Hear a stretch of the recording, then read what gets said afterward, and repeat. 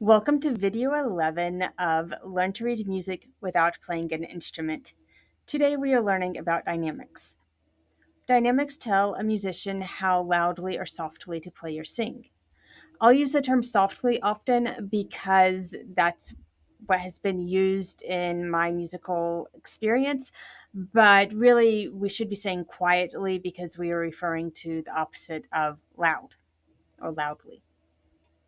One way to remember that dynamics refers to loud or soft or loud or quiet is that by playing more loudly or more quietly, the music sounds dynamic instead of monotone or static.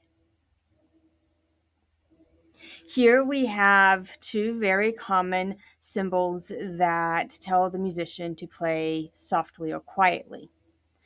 The P comes from piano, which is Italian or derived from Italian, meaning soft in the sense of quiet.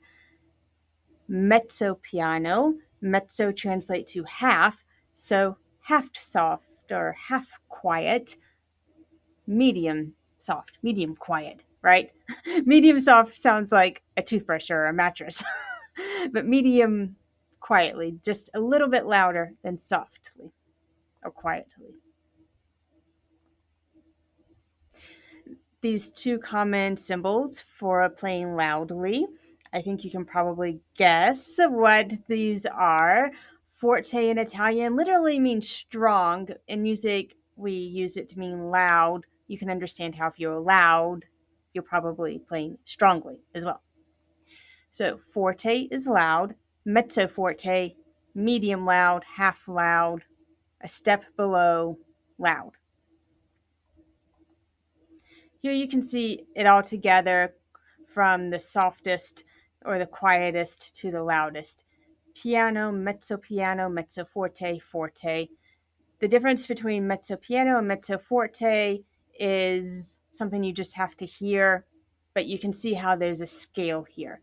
And also there's no like decibel level to say this decibel range is forte, is loud. It's more in the context of the music that is being played, what is loud, what is soft. And you can see how this would work when you have individual musicians. One musician, what they perceive as being soft, another musician may perceive as being mezzo forte. And similarly, if you go across instruments, what is loud on, for example, a flute will not be perceived or perhaps even by a decibel reader be as forte as loud as when a trumpet is playing forte, right? So some of this is subjective, but it is a scale that musicians work to create variety and contrast in the music that they play or sing. Crescendo is usually abbreviated with the abbreviation you see here, also with this symbol. You can see how that symbol represents slowly or gradually getting louder. That symbol is the sort of sideways V, is sometimes called a hairpin. So crescendo, if you haven't figured it out, means from whatever volume you're playing at, steadily get louder. So if you're at piano, you steadily get louder. How loud? It depends on the music, what other symbols there might be. You can also, if you're at mezzo forte, you can steadily get louder. How loud? It depends on the music or what other symbols you would see. Decrescendo is obviously the opposite of crescendo, so to steadily get quieter, and you can see the hairpin symbol starts wider and gets narrower, so steadily getting softer.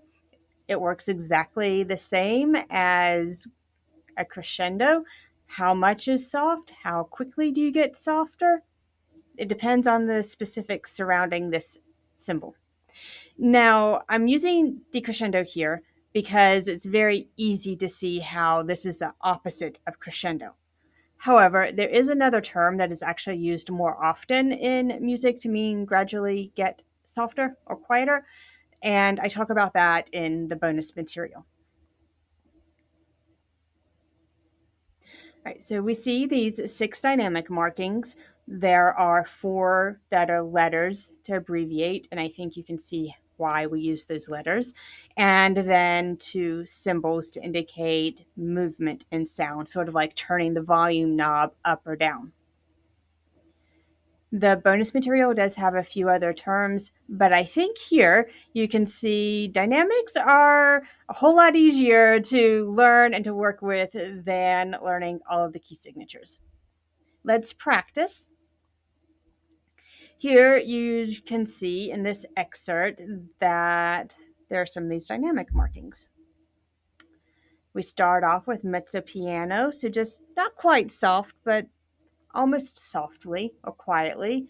And then pretty quickly, we go up just a little bit, maybe 1 or 2 notches on the volume knob, or 1 or 2 clicks on the remote control volume button. And then almost as quickly, we go back down, decrescendo into the volume that we started with at the beginning. Then we go back up 1 or 2 notches, but this time it takes a little bit longer to get there. And then we see the term crescendo. Now, why did I use crescendo here instead of another hairpin crescendo mark?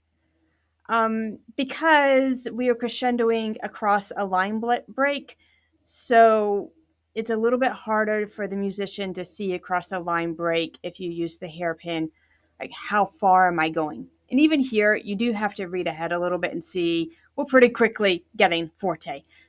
But that's why I mixed up those symbols. And also, I wrote this as a teaching piece, so I wanted to include multiple symbols that mean the same thing so that a student could get used to switching back and forth and using either. On the second line that starts forte, loud, we immediately drop to really soft, quiet with the piano mark. And we stay soft for a while until we gradually get a little louder to mezzo forte. We're turning up the volume, and then we get soft again, but not quite soft, just mezzo piano, not all the way soft, and so on throughout the music. So I hope this helps you have a sense of how to read dynamic markings in music. Again, if you're not actually singing or playing an instrument, you're just learning to read music for your edification, I guess. This is more just something to keep in mind. Maybe you can sort of start to visualize, or what's the hearing term for visualize? Auralize? I don't know. Anyway, I hope that this is helping you. I hope you are enjoying learning to read music. We are almost through with the class.